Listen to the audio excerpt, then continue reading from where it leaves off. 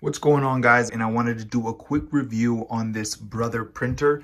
This is the MFC-L3770CDW. A lot of words, but this thing is awesome.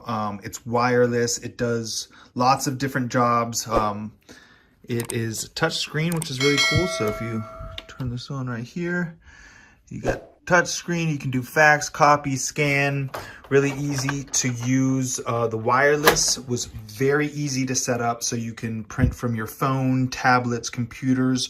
You can also do a direct connect.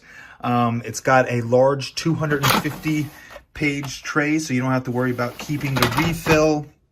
And this thing just prints fast. It's got such a fast print speed time, and it just looks good. You can do color. You can use different toners, and online will tell you. But it was super simple to set up. Everything works perfectly. And the only downside is it's a little bit big, but that's not a problem. So it just stays right under here. So yeah, can do pretty much everything. Scanning, copying, faxing, goes really fast with printing. This thing is a beast. I like Brother. They're a great company. All right, guys, thanks for watching. I hope this review helped.